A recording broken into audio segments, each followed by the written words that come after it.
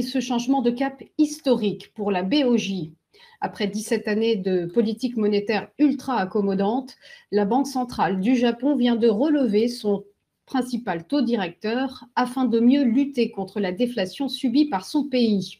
Son patron Kazuo Ueda vient même d'annoncer la fin de ces taux négatifs en vigueur depuis 2016.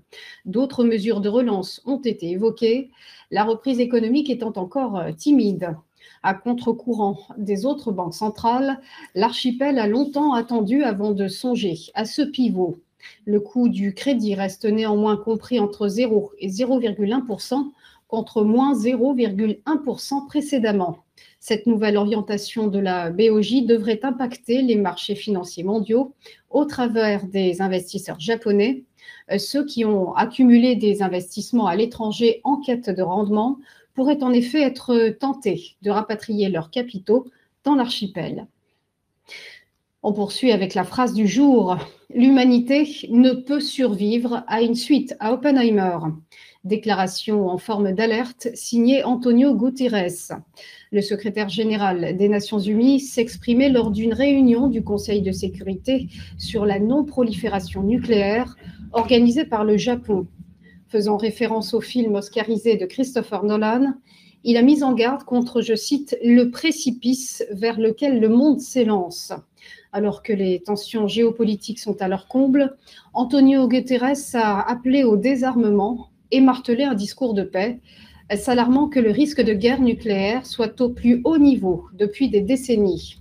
L'horloge de l'apocalypse tourne et son tic-tac entêtant retentit à toutes les oreilles, a-t-il conclu. On termine avec une autre alerte, sans commune mesure évidemment, celle de la Cour des comptes au sujet de l'AMF. Selon l'institution, le gendarme boursier français serait en fâcheuse posture financière. Une situation critique consécutive à des dérives dans la rénovation de son siège et de ses outils informatiques. Selon la Cour des comptes, l'autorité des marchés financiers a même frôlé la cessation de paiement avec une trésorerie passée de 58,5 millions d'euros en 2017 à seulement 3 millions d'euros en 2023.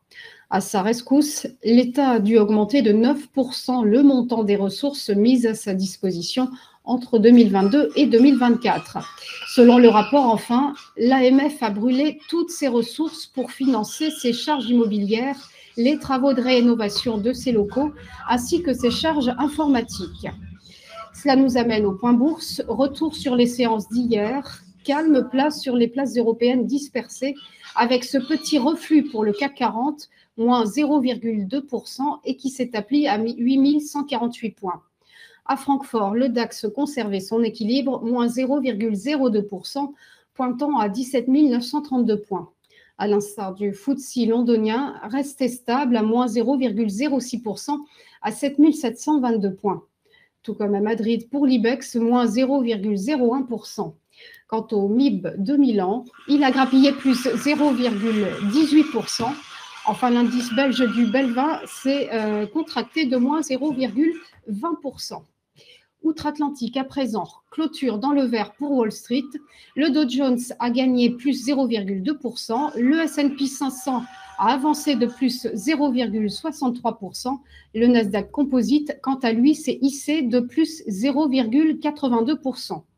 On termine ce point par le Nikkei. L'indice de Tokyo ce matin a clôturé en hausse de plus 0,66%. Voilà pour les news, restez avec nous, on marque une première pause et on se retrouve juste après pour ChronoCac.